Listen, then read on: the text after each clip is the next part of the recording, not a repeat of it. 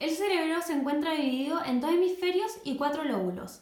Tenemos el lóbulo frontal, parietal, temporal y occipital. Primero voy a partir hablando del temporal. Este lóbulo se preocupa de la memoria y tiene sus distintos trastornos. Está el trastorno del olfato, que es una dificultad para identificar olores familiares. Luego tenemos el trastorno del lenguaje, que dentro de esto se encuentra la afasia de Wernicke, que es un lenguaje confuso, desprovisto de significado, múltiples parafasias fonémicas, semánticas y neologismos verbales. Es un trastorno severo en la comprensión. Luego tenemos el trastorno de la percepción visual.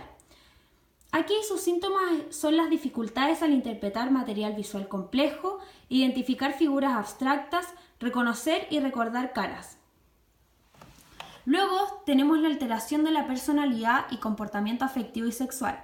Primero tenemos el síndrome de Gestalt, donde lo más evidente es la preocupación de la persona por temas morales, filosóficos y metafísicos de manera exagerada, con hiperreligiosidad. Y también encontramos dentro de estas alteraciones el síndrome de Kluver-Bucy. Y tienen que haber al menos 3 síntomas en el paciente para poder decir que se trata de este trastorno. Luego tenemos el trastorno de la percepción auditiva y música, dentro del cual está la sordera cortical, que es dificultad para discriminar y localizar sonidos, la sordera verbal y la agnosia auditiva no verbal, que es la incapacidad para identificar sonidos no verbales. Por último, tenemos los trastornos de la memoria. Está el déficit de memoria episódica, que es un problema para contextualizar hechos a través de la memoria, y trastornos de memoria semántica, que es pérdida del significado de palabras y o capacidad de reconocer objetos, seres vivos y función de objetos. Ahora voy a hablar del lóbulo occipital. Sus principales funciones están en la visión, percepción, identificación y comprensión de colores. Sus trastornos.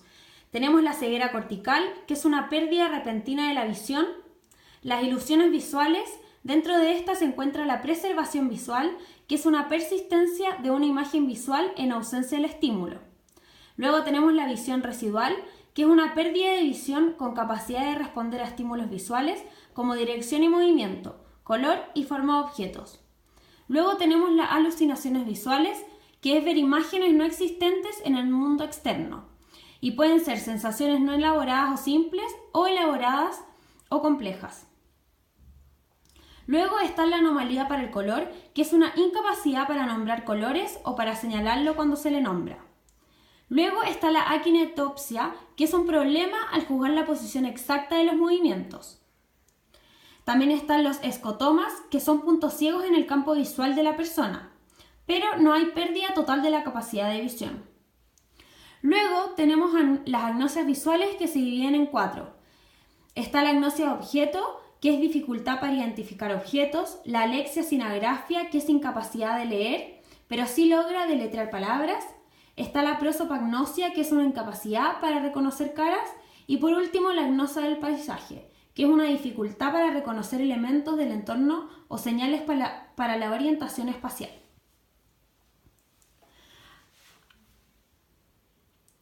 El lóbulo parietal tiene 3 principales funciones. Primero, procesamiento de sensaciones y percepciones somáticas, la integración de información sensorial de distintas modalidades y la asociación de información sensitiva y motriz. Dependiendo de dónde ocurra la lesión, van a haber diferentes trastornos.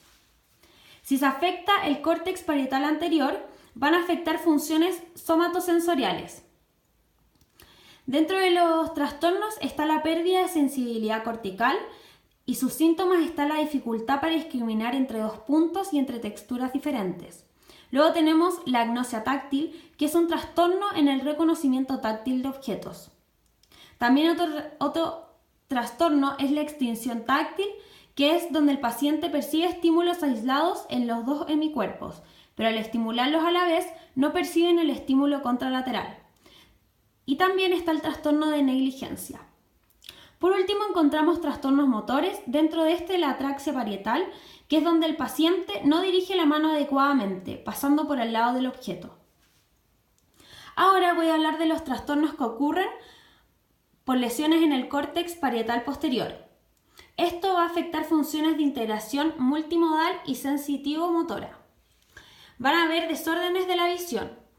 También vamos a encontrar desórdenes de la atención visual. Y dentro de esto va a haber una extinción visual y negligencia espacial y una simultagnosia visual.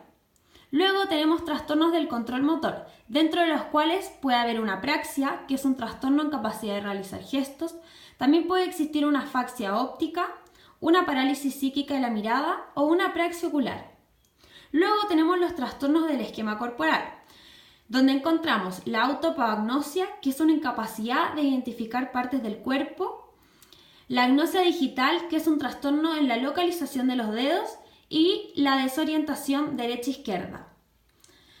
Y por último nos encontramos con los trastornos del lenguaje y del cálculo. Alexia, pérdida parcial o total de la capacidad de leer. Agrafia, trastorno adquirido de la escritura. Y acalculia, incapacidad para comprender números y conceptos matemáticos. Y por último voy a hablar del lóbulo frontal, donde sus funciones principales está la planificación, control y ejecución de la conducta. Primero voy a hablar de los trastornos que afectan el comportamiento. Tenemos el síndrome de pseudodepresivo por lesiones frontales mediales, que tiene como síntomas la reducción de la actividad, reducción de la iniciativa y la motivación y ánimo de espectro pseudodepresivo. Luego tenemos el síndrome pseudopsicopático por lesiones del córtex órbitofrontal, donde sus síntomas están la desinhibición importante, falta de tacto, falta de empatía e irritabilidad. Luego tenemos los trastornos cognitivos que afectan la planificación, perseveraciones y distractibilidad, afectan la memoria de trabajo, afectan la organización de las acciones y dentro de esto se encuentra la apraxia frontal, afectan el lenguaje y sus trastornos son la afasia dinámica y el trastorno de la formulación del lenguaje. También afecta la memoria a largo plazo y sus trastornos son el déficit de memoria contextual y de la fuente y la amnesia retrógrada. Y también se producen trastornos en la resolución de problemas. Por último, tenemos trastornos del control motor. Lesiones en el córtex motor primario van a producir parálisis de predominio facio-braquial y cara medial hemisferios. Lesiones en el córtex premotor, primero, si ocurren en el área motriz suplementaria izquierda, van a haber trastornos de lenguaje, apraxia ideomotora bilateral o apraxia de la marcha. Luego, en el área de Brodmann hay trastorno de motricidad compleja, puede haber pérdida de los automatismos de actos motores complejos o reflejo de presión unilateral o bilateral. También pueden haber problemas en la región de Broca, produciéndose una afasia de Broca. Y por último tenemos problemas en el área 8 de Brodmann donde el paciente puede tener una desviación de la mirada hacia el lado de la lesión o trastorno de las sacadas oculares.